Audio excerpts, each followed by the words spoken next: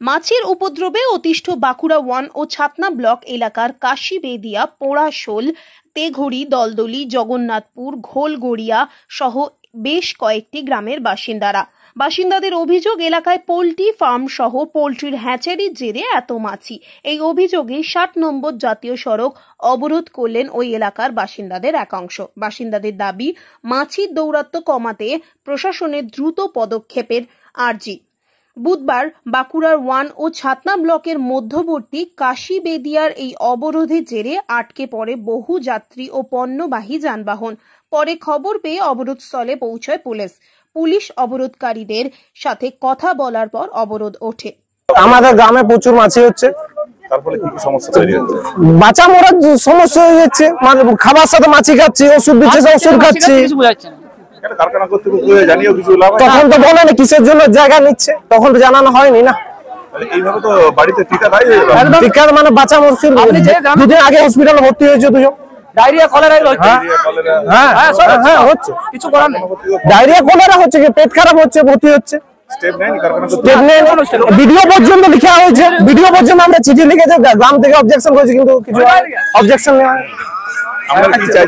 কি চাইছি যে মাছি যে করে বন্ধ করুক, নাহলে উঠিয়ে নেই, কারখানা তুলে নেই। লোকাল এই যে আন্দোলন করেছেন, তারপরেও যদি না এই সমস্যার সমাধান, আর আমরা অবরোধ করবো সবাই মিলে। এবার হয়তো জোর অবরোধ হতে পারে। আপনার নাম? সুব্রত। এখানে পথ অবরোধ করেছে, আমরা পথ অবরোধ করেছি মাছির জন্য, যে আমাদের ঘরে খাবার খাইতে পাচ্ছি না। খাবার যেটি খাচ্ছি সেটি আমাদের মাছি পড়ে যাচ্ছে। এবারে মাছি খাবো না খাবার খাবো।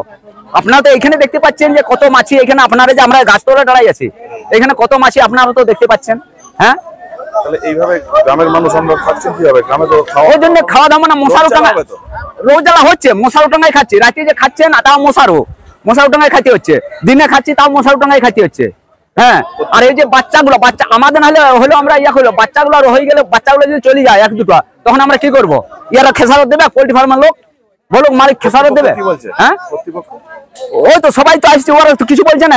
একদিন ওষুধ দিলে 2 মাস ওষুধ দিতে যাচ্ছে না, আর ওই ওষুধে কোনো কাজ হচ্ছে না। ওষুধ আমিও খাইয়ে হজম করে দেবো। হ্যাঁ, আপনি এইখানটা দেখুন না, এদের ঘরকে গেলে কি অবস্থা। সেখানে খাবার খাচ্ছি, আপনার কালো হয়ে যাচ্ছে। সমাধান না করে কি করবেন? সেটা আমরা যা করা করবো। এবারে যদি বন্ধ করে দেবো, না হয় আমরা যা আমাদের করা যাবে। মাছি বন্ধ করতে হবে, না ফার্ম বন্ধ করতে হবে। আমার নাম বিকাশ রায়।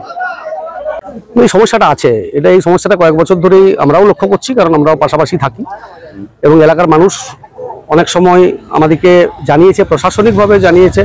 আমরা হ্যাচারি যারা কর্তৃপক্ষ আছে তাদের সাথেও আমরা কথা বলেছি, যাতে ইমিডিয়েটলি এই সমস্যাটা না হয়। কিন্তু দেখা যাচ্ছে যে তিনারা হয়তো স্প্রে করছেন, তারপরেও কিন্তু মাছিটার যে স্থায়ী একটা যে দূরীকরণের চেষ্টা, সেটা কিন্তু ঠিকমতো হচ্ছে না। তাতে কোন জায়গায় গাফলাতি আছে সেটাও আমরা প্রশাসনিক স্তরে খোঁজখবর নিয়ে দেখছি। এবং আমরা আজকে রাস্তা অবরোধ করেছিলেন স্থানীয় মানুষ, আমরা তাদেরকে আশ্বস্ত করে বলেছি যে আপনারা আশ্বস্ত থাকুন, প্রশাসনিকভাবে নিঃসন্দেহে আমরা যাতে এলাকার এই মানে এভাবে যে মাছির যে দৌরাত্ম্য সেটা বন্ধ করা যায়, তার জন্য আমরা সমস্ত রকম চেষ্টা করব। এবং কথা বলেছেন যারা এখানে কর্তৃপক্ষের সাথে আমাদের ফোনে কথা হয়েছে, কিন্তু ফোনে সেভাবে কথা বলে তো আর কোনো সিদ্ধান্ত নেওয়া যায় না। আমরা প্রশাসনিক স্তরে আমরা বাঁকুড়া পুলিশ, আমাদের ভিডিও নিঃসন্দেহে স্টেপ নেবো। কেন স্টেপ নেবো না? এলাকার মানুষ এভাবে ক্ষতিগ্রস্ত, ছোট ছোট বাচ্চা আছে, তাদের খাবারে যে মাছি পড়ছে, এটা তো সত্যি একদম অস্বাস্থ্যকর পরিবেশ। নিঃসন্দেহে এটা নিয়ে স্টেপ নেবো। এবং আমি ওনাদের কথা দিয়েছি যে আপনারা নিশ্চিন্ত থাকুন, আমরা প্রশাসনিকভাবে আমরা নিশ্চয়ই এই মাছির কিভাবে দূরীকরণ করা যায় তার ব্যবস্থা আমরা করব। অংশুমান ব্যানার্জি, সহসভাপতি, বাঁকুড়া 1 নম্বর পঞ্চায়েত সমিতি।